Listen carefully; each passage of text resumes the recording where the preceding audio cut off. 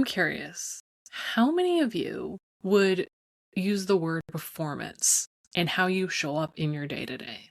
What I'm talking about is performing things that you maybe wouldn't actually want to be doing, things that you were told you need to do to create success, to make millions, to whatever it is that you need to do this, show up in a certain way, say certain things, go to certain places, where in reality, when you think about that, you're like, ugh, I really don't want to do that.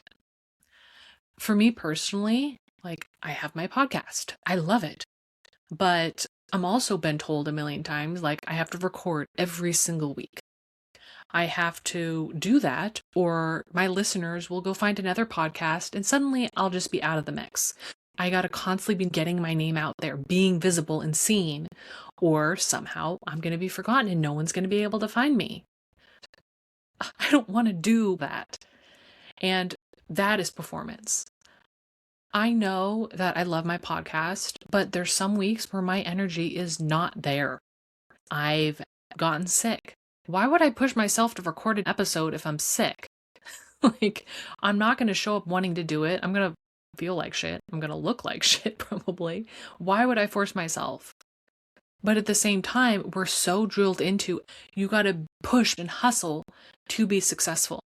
And for you, this might show up in some of those ways, but it might show up like in your work. You are not speaking up when you actually have something important to say. Like, I've been in meetings in my past life as a business analyst. I remember sitting there and I knew exactly what to say, but I was so nervous to say it. I knew it was spot on, but I just held back. I wasn't showing up as myself and bringing my value because I was too afraid. And so I just let others speak and take over. That is a form of performance. You're not performing as yourself. You're performing as this smaller version of yourself. Or I remember there's been times I've been in networking events.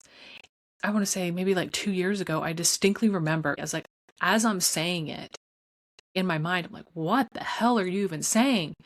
You know, I'm saying this perfectly curated, polished version. And I'm like, these aren't the words I would use. And it just felt gross. But somehow I just felt like everyone else is doing this. I need to do it. And the words were just coming out of me. And it wasn't like I was lying. I was explaining my services. But at the same time, it was a version of me that wasn't truly me. And I think really performance, we're showing up in a way is just, that is what's keeping us small.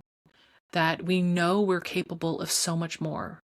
Or like I said, like I'm in that meeting and I know exactly what to say and it brings so much value, but I'm too afraid. Or it was at a time where I wasn't in a leadership position. I was just an employee.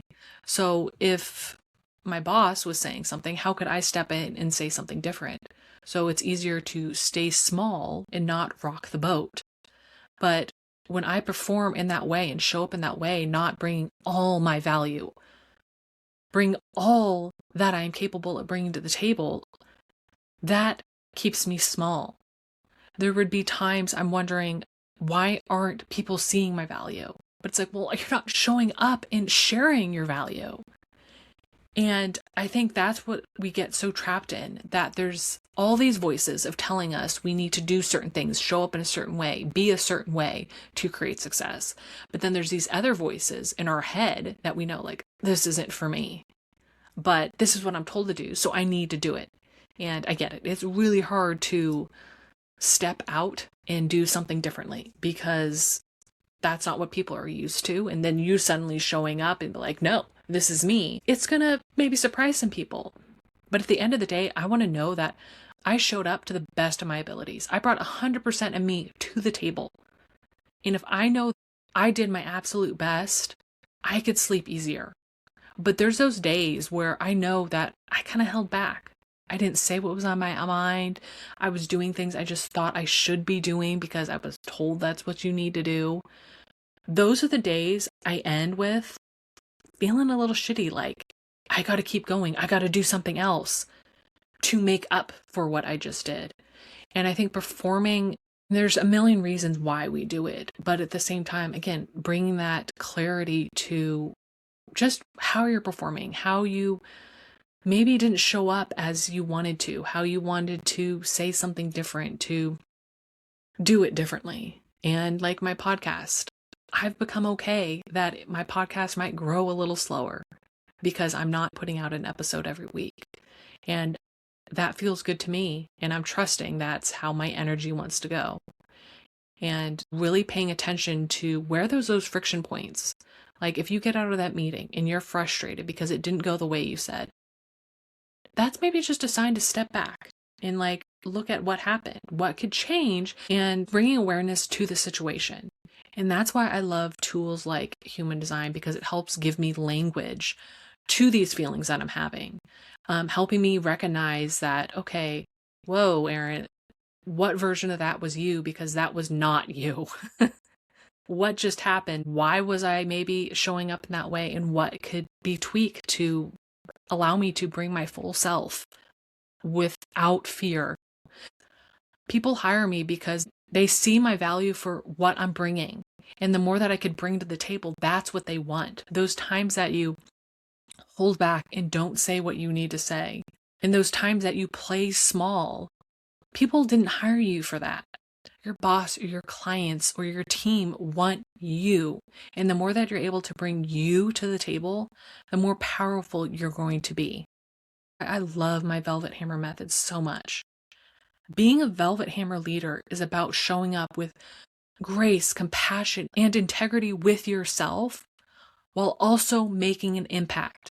And to be a Velvet Hammer leader, you need to show up as your full self, all of you, no matter what that might look like, because people want you. We are all uniquely designed. And the more that we're able to bring our full selves to the table, the more diversity, the more growth we all have. I'm a deep believer in we all rise together. And the more that we could all just be ourselves, bring our unique magic, we're all going to succeed. But more importantly, you're just going to be happier at the end of the day because you knew you did your best. In my Velvet Hammer method, all the work you do with me always starts with clarity, because the clearer you are on where you're at, where your actions are stemming from, how you're currently operating, and whether you're showing up fully or not, all dictates how successful you're going to be. And so the clearer we are on your starting point, what you actually are doing, but then also where you want to be, where you know you're capable of being, but not quite being able to get there, that's where we start. So then we could then build the strategy on that. Because without clarity, there is no strategy. You'll just keep throwing spaghetti at the wall, hoping something would stick, but it doesn't in the long term. So just think about where you might be not showing up as your full self in your day-to-day. It might be little things too. It could be as simple as saying yes when you actually mean no on minor things. Maybe where you're not aligned with how you want to be showing up and you're showing up in some way that's performative. Just bring awareness to it. That's all I'm asking today, because integrity with yourself is the first step to lasting, sustainable success. Until next time, keep rebelling, keep rising.